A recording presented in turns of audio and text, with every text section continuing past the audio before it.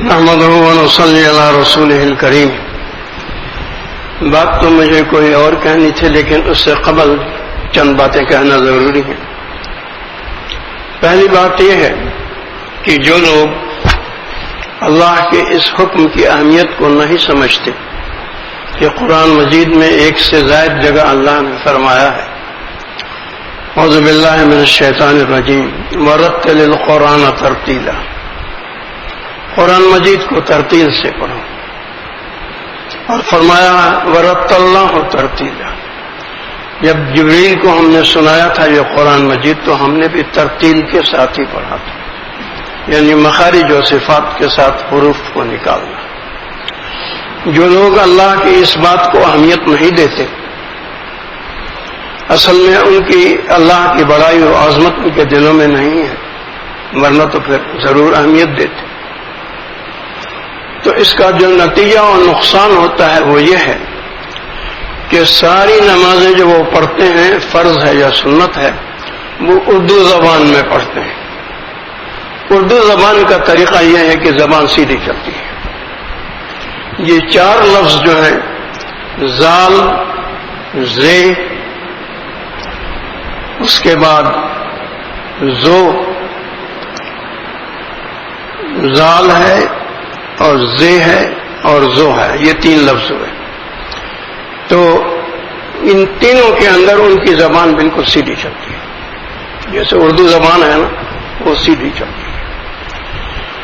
اسی طرح صاد ہے اور سین ہے اور سے ہے، ان کے مخارج بہت مختلف ہیں، بہت علیحدہ ہے، لیکن زبان ان کی اردو زبان کی طرف سیدھی چلتی ہے. تو قیامت کے دن جب ان کی نماز دکھائی جائے گی ان کو تو دیکھیں گے کہ اردو زبان میں پڑھی ہے ساری زبان. آج اس بات کو وہ نہ سمجھیں، لیکن کل اللہ کا یہ قول صحیح ہوگا اعوذ باللہ من الشیطان الرجیم وبدا لهم من اللہ ما لم یکونوا یحتسبون.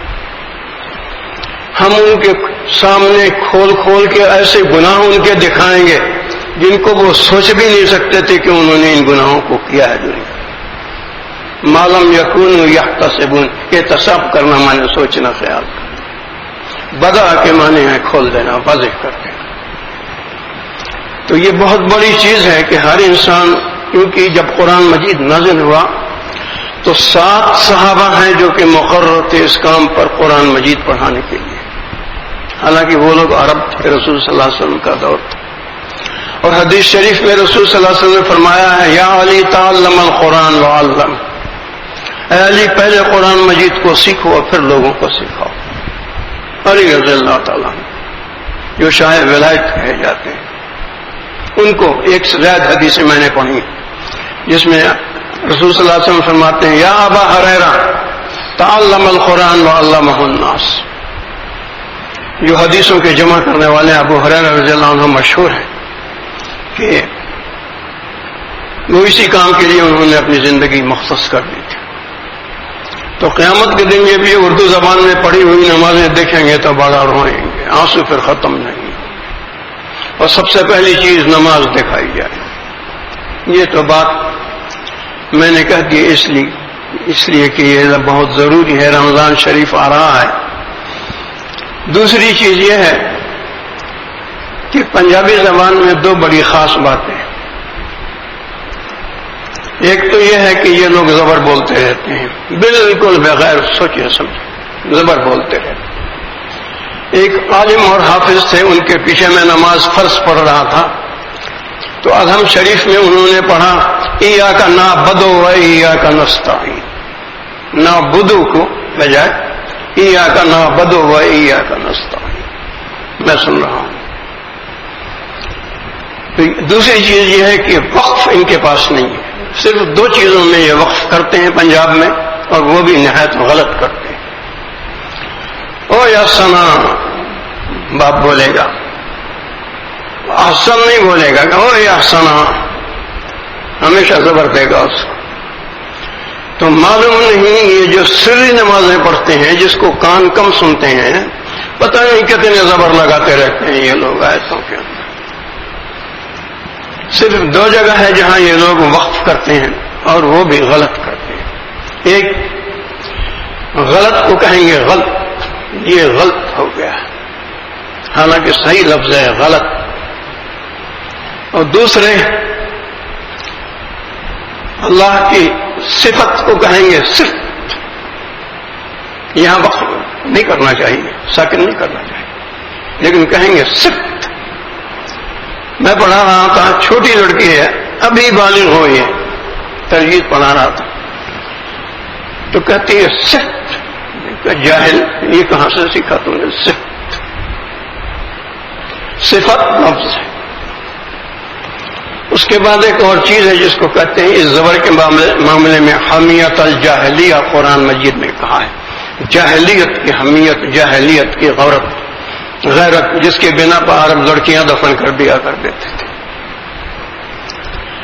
یہاں ایک آدمی ہے یوسف ہمارا، تو یہاں کے لوگ جو ہیں اس کو پکارتے ہیں او یوسف، سین پر زبر دیتے ہیں، جبکہ اللہ تعالیٰ جو ہے اس نے فرمایا اعوذ باللہ من الشیطان الرجیم وَإِذْ قَالَ يُوسُفُ لِأَبِيهِ يَا أَبَتِ إِنِّي رَأَيْتُ أَحَدَ عَشَرَ كَوْكَبًا. اللہ تعالیٰ تو نام لے رہا ہے یوسف، تو یہ کہتے ہیں یوسف، اور اس کو کہتے ہیں حمیت الجاہلیہ، جاہلیت کی حمیت. جی ہماری زبان ایسی ہے، رب تو کہے یوسف تو ہم کہیں گے یوسف. مجھے تو جی ایسا دکھ ہوتا ہے سن کے یہ کہ یہ لوگ قرآن مجید کا بھی خیال نہیں کرتے. اس نام کو اللہ تعالیٰ نے اس طرح لیا ہے، اس کا بھی خیال نہیں کرتے. خیال کرتے ہیں اپنی زبان کا، وہ جو باپ نے سکھائی ہے، یوسف. تو بات یہ تھی جو میں کہنا چاہتا تھا کہ قرآن مجید اب لوگ پڑھیں گے، رمضان شریف آ رہا ہے، لیکن جنہوں نے اس کی فکر آج نہیں کی ہے کہ تجوید سیکھیں، وہ اس کو اردو میں پڑھیں گے اصل زبان، اور ساری نمازیں وہ اردو میں پڑھتے ہیں، اور ان کو آج یہ پتہ نہیں ہے، کل جب دکھائی جائیں گی تب پتہ لگے گا.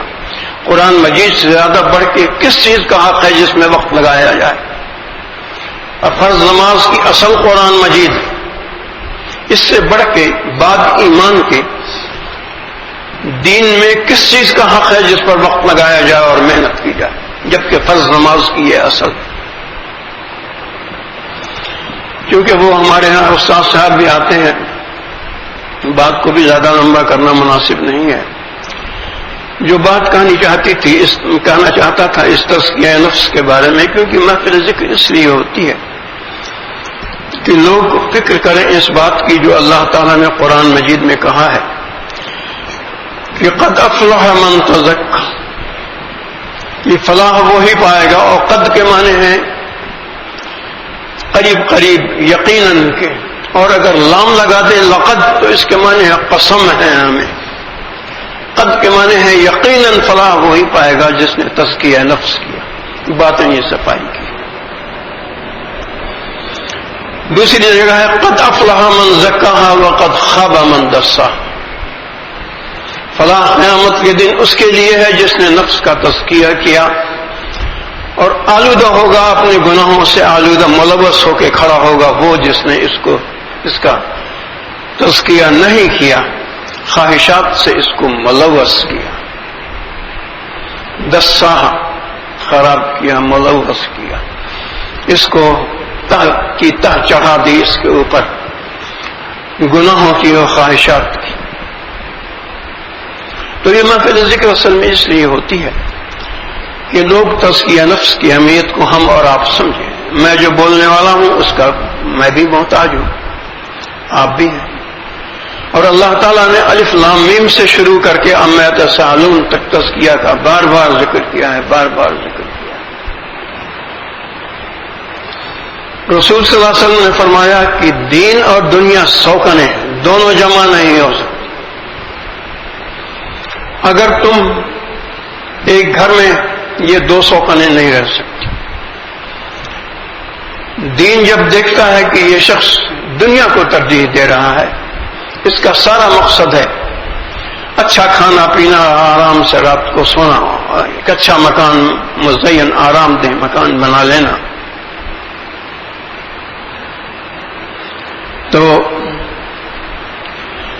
دین میں حیا اور شرم و غیرت وہ دیکھتا ہے کہ یہ میری طرف تو متوجہ نہیں ہے. اس دنیا جس کے لفظی معنی ہے کمینی، دنا کے معنی ہے کمینہ پن، اس کمینی کی طرف یہ متوجہ ہے. یہی کہ لذیذ کھانے ہوٹل میں جا کے جناب بک کیا ایک صاحب نے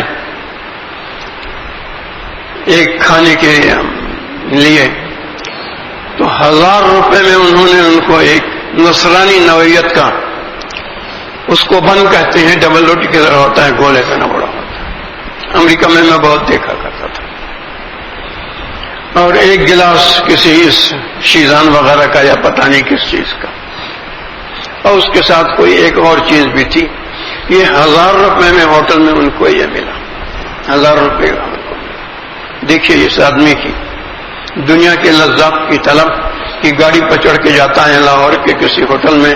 وہ اصل میں امریکنوں نے کھولا تھا، اب میں اس کا نام نہیں سنتا، لیکن سعودیہ میں بھی وہ کھلا ہوا ہے. وہ امریکنوں نے کھولا تھا، اس کا نام میں سب بھول رہا ہوں. تو اس میں یہ 1000 روپے میں ملتا تھا، تو اس میں وہ کھانے کے لیے گئے، 1000 روپے کی یہ پلیٹ. تو جب دین یہ دیکھتا ہے کہ یہ دنیا کا ایسا طالب ہے کہ 1000 روپے کی پلیٹ کے لیے چل کے جاتا ہے اتنی دور، تو دین میں حیا اور غیرت اور شرم وہ خود بخود اس گھر سے چلا جاتا ہے. اور دنیا جو ہے اس میں بے غیرتی ہے، وہ دھکا دیتی ہے اس کو، دین کو نکالتی ہے وہاں سے، اور گھر کے لوگوں پر قبضہ کر کے بیٹھتی ہے. سب دنیا کے طالب، بیوی بھی دنیا کی طالب، تو اولادیں بھی دنیا کی طالب. اب تو اقرا اسکول کا یہ حال ہو گیا ہے کہ چھوٹے بچے نابالغ وہ بھی پینٹ کوٹ میں جب آئیں تب پڑھائیں گے. اقرا نام رکھا ہے، اقرا، ان کو حیا اور شرم نہیں آتی. قرآن مجید کا لفظ ہے، اور سب سے پہلے جو لفظ نازل ہوا وہ اقرا بسم ربک الذی خلق. اقرا اسکول، چھوٹا بچہ سادہ پینٹ اور کوٹ پہن کے جاتا ہے، وہاں پر یہ رکھا ہوا ہے شرط، اقرا اسکول نام ہے اقرا. اس کو کہتے ہیں حمیت الجاہلیہ. باپ بھی گوارا کرتا ہے، ماں بھی گوارا کرتی ہے. میں نے اپنے بیٹے کو خود پڑھایا 8ویں تک کا اسکول دلا، پھر 2 سال کے لیے اسکول میں داخل کرایا کیونکہ ماحول اسکول کا اچھا نہیں ہوتا تھا. 8ویں تک میں نے خود پڑھا کے پرائیویٹ امتحان دلوایا، اس کے بعد 2 سال کے لیے اسکول میں داخل کیا میٹرک کے لیے. پھر کالج میں وہ آ گیا، اس وقت تک ٹھیک سمجھدار ہو گیا تھا، اور حفظ قرآن خود مجید کروایا. آج باپ یہ نہیں کرتے، بیٹے کو بھیج دیتے ہیں کہیں آتا جاتا نہیں کوئی قرآن مجید. حفظ قرآن مجید میں نے خود کروایا. تزکیہ نفس کا جو بہت بڑا فائدہ ہے وہ یہ ہے کہ انسان اپنے محنت و مجاہدے سے دین کے ذکر کثیر تلاوت یا جو کچھ بھی کرے، جو نور حاصل کرتا ہے اس کو نور ولایت کہتے ہیں. کیونکہ نور نبوت صرف رسول صلی اللہ علیہ وسلم پر نازل ہوا تھا بس. اس نور نبوت کو حاصل کرنے کے لیے سب سے آسان طریقہ ہے بیعت کرنا کسی ایسے شخص سے جو رابطہ رکھتا ہو رسول صلی اللہ علیہ وسلم تک سلسلے کے بزرگوں کے ذریعے سے، منقطع نہ ہو کہیں، دھوکہ بازی نہ ہو کہیں کہ ویسے ہی خلافت دے دی ہے اور سلسلہ کوئی درمیان سے منقطع ہے. اگر ایسا کوئی شخص مل جائے جس کے لیے میں نے 2 سال صلاۃ الحاجت پڑھی، کیونکہ اس لائن میں دھوکہ بہت ہے، کیونکہ یہ باطن ہے نا، آپ نہیں جانتے کہ جو انسان بیٹھا بیعت کر رہا ہے وہ کیا ہے. محمد معصوم رحمت اللہ علیہ مجدد صاحب کے بیٹے جن کو قیومیت حاصل تھی، وہ جا رہے تھے ایک جگہ تو ایک آدمی کے گرد بھیڑ لگی ہوئی تھی اور لوگوں کو وہ بیعت کر رہا تھا، پیر بنا ہوا، بڑے اچھے لباس، ان کی مکتوبہ شریف میں یہی چیزیں لکھی ہوئی. انہوں نے اس کے باطن پر نظر کی تو دیکھا کہ خالی ہے، سیاہ ہے، اندر کچھ، اور لوگوں کو بیعت کر رہا ہے. تو آپ کو اس پر شفقت پیدا ہوئی، وہیں کھڑے ہوئے اور توجہ ڈالی اور اس کے باطن کو منور کر دیا. اس قابل بنا دیا کہ جو وہ بیعت کر رہا تھا وہ دھوکہ بازی نہیں تھی، سچی تھی۔ تو رسول صلی اللہ علیہ وسلم کے قلب مبارک سے یہ جو نور آتا ہے یہ سیدھا آتا ہے سلسلے کے بزرگوں کے ذریعے، اور بعض نے تو یہ دیکھا ہے کہ جیسے سمندر کی موجیں آ رہی ہوں ویسے آتا ہے ساحل پر۔ میں کراچی میں کلفٹن کے ساحل پر کئی بار گیا ہوں، کھڑا ہوا ہوں، وہ جس طرح سمندر آتا ہے وہ بلکہ نہ وہ ایک منظر ہوتا ہے کلفٹن پر کھڑے ہوں اگر کبھی کراچی میں آپ، جو ساحل ہے جہاں لوگ سیر کے لیے جاتے ہیں۔ میں بھی جب ہائی اسکول میں پڑھتا تھا تو وہاں جاتا تھا کلفٹن دیکھنے کے لیے سیر کو، سمندر کو۔ تو یہ نور جو آتا ہے یہ مانند ایک دھاڑے کے آتا ہے بڑے قوی، یا مانند ایسی طرح جیسے سمندر ابل رہا ہے اس طرح آتا ہے۔ سارا کا سارا مسئلہ یہ ہے، اس میں بس صرف ایک چیز یہ ہے کہ نفس امارہ کو اللہ کی ذات سے وحشت ہوتی ہے، اس کو نماز سے وحشت ہوتی ہے۔ یہاں آپ ایک ایسا منظر صبح کو دیکھیں گے مسجد میں کہ لوگ دعا مانگنے کا بھی انتظار نہیں کرتے، حالانکہ فقہا کا اتفاق ہے اس بات پر کہ ایک مختصر دعا فرض نماز کے بعد مانگ لینا چاہیے۔ میں نے ایک بار گھڑی سے اندازہ لگایا، میری لمبی سے لمبی دعا 3-4 منٹ کی ہوتی ہے بس، وہ بھی عصر میں اور فجر میں ہوتی، اس پر بھی لوگ نہیں بیٹھتے، بس فوراً اٹھیں گے، ایسے نکل کے بھاگیں گے مسجد سے جیسے یہاں ان کو کیا تکلیف ہو گئی ہے ان کے جسم، اور باہر جا کے خوش ہوتے ہیں، مسکراتے ہیں، بات کرتے ہیں اپنے ساتھی۔ آپ یہ مسکین تقریباً ہر نماز میں دیکھتے ہیں۔ تو نفس امارہ کو وحشت ہوتی ہے اللہ کی ذات سے، اس کے ذکر سے، تلاوت سے، نماز سے، مسجد سے، دین سے۔ وہ بنا ہے اس دنیا سے، نفس امارہ کا جو ہے کہ بنیاد جو ہے وہ 4 عناصر سے ہے۔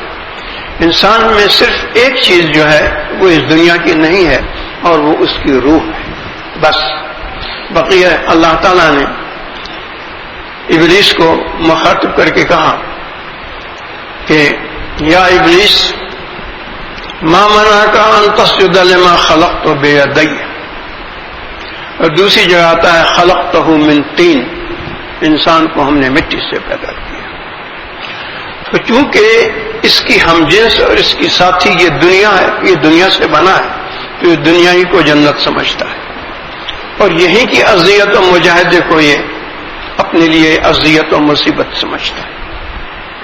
تو تزکیہ نفس میں یہ جو نور آتا ہے رسول صلی اللہ علیہ وسلم کے قلب مبارک سے، اس میں انسان اگر صرف اتنا مجاہدہ کر لے کہ بیٹھے، چاہے نیند آتی ہو یا بس بیٹھے اور مراقبہ کرے، نیت کر دے کہ نور آ رہا ہے۔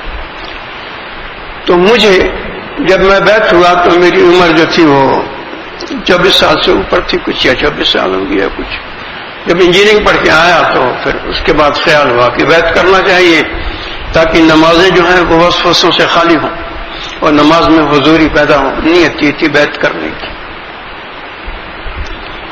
تو خیر یہ وہ 2 سال صلاۃ الحاجت پڑھنے کے بعد پیر صاحب ملے تو انہوں نے بتایا کہ 12,000 بار کلمہ روز پڑھا کرو، اور مراقبے میں سنت اور فرض کے درمیان بھی جو وقت مسجد میں مل جاتا ہے تو مراقب ہو جاؤ بغیر گردن جھکائے، یعنی تقریباً جو وقت ملے مراقبے میں رہو۔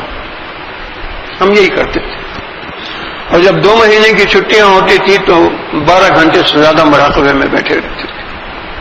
اب اس میں جسم تھکتا بھی، اسی طرح مسجد لگا لیتے تھے، وہیں پر کھانا منگا لیتے تھے، وہیں سے مسجد چلے جاتے، آگے پھر بیٹھ جاتے تھے جب 2 مہینے کی چھٹیاں ہوتی تھیں یونیورسٹی میں۔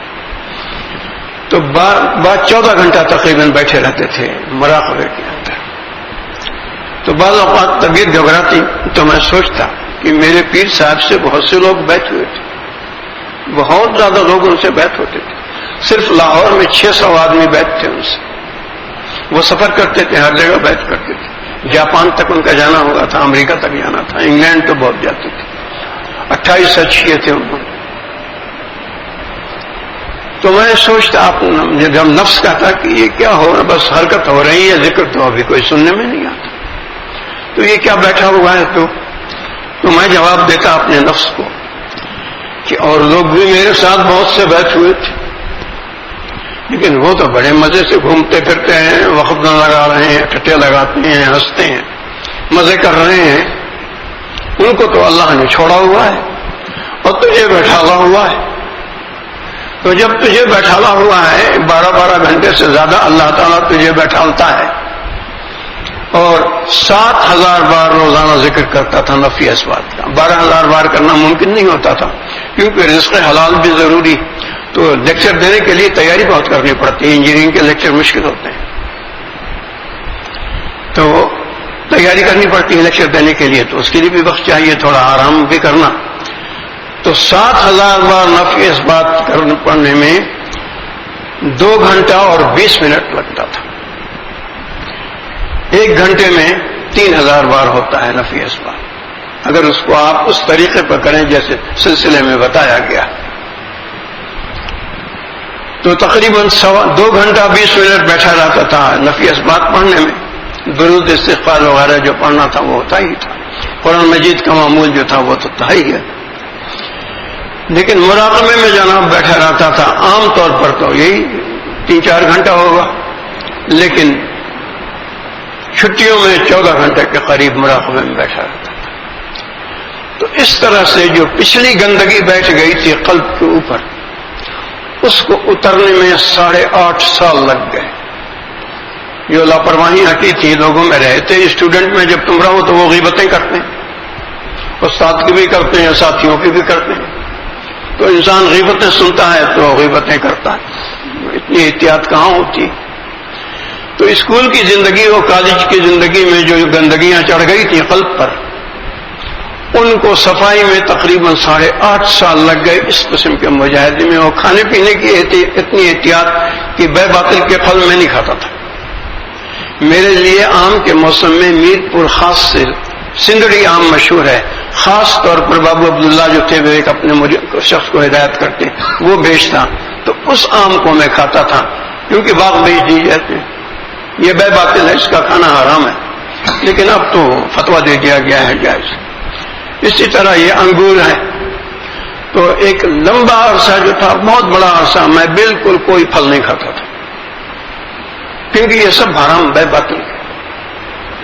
تو لیکن جب عمر بڑھ گئی اور جسم میں کمزوری پیدا ہو گئی تو اضطرار کی حالت میں حرام حلال ہو جاتا ہے. تو اب یہ ہے کہ بعض پھل کھا لیتا ہوں، تھوڑا انگور کھا لیا یا کوئی 2-4 سیب کی قاش کھا لی، ورنہ نہیں بچتا ہوں اس سے پھر بھی بہت. کیونکہ ابتدائی میں قرآن مجید کے اللہ تعالیٰ نے فرمایا ہے ہدی للمتقین. اس قرآن مجید سے ہدایت وہ پائیں گے جو متقی ہیں، جو اتقیاء کی اتباع کرتے ہیں. تو تزکیہ نفس سے جو یہ بیت ہونے سے، یہ جو رسول صلی اللہ علیہ وسلم کے قلب میں مبارک سے نور نبوت، سمجھیے اس بات کو، یہ بڑی قیمتی چیز ہے. نور ولایت کچھ اور ہے. نور نبوت کی صفت یہ ہے کہ یہ روح کو عروج دیتا ہے اور اللہ کے کسی اسم تک پہنچاتا ہے. اور اس اسم تک روح کے پہنچنے پر یہ چیز مشروط ہے جس کو کہتے ہیں سیر اللہ. فنا حاصل ہوتی ہے اور بقا حاصل ہوتی ہے انسان کو ذکر کے اندر. فنا نفس تو بہت دور کی بات ہے. صرف قلب کی فنا کے لیے اور روح کی فنا کے لیے انسان کو پہنچنا پڑتا ہے روح کے عروج کو کم سے کم اللہ کے اس اسم تک جو اس کا اسم مربی ہے، جس کے ذریعے اللہ اس کو ہدایت دے رہا ہے. تو اس زندگی کے اندر جس کو اللہ نے کہا ہے قرآن مجید میں، ایک گھڑی کی زندگی ہے دنیا کی، بس اس سے زیادہ نہیں. موت کے وقت سے اصل زندگی شروع ہوتی ہے، قبر سے اصل زندگی شروع ہوتی ہے، جہاں انسان اعمال کو شکلوں کی صورت میں دیکھتا ہے.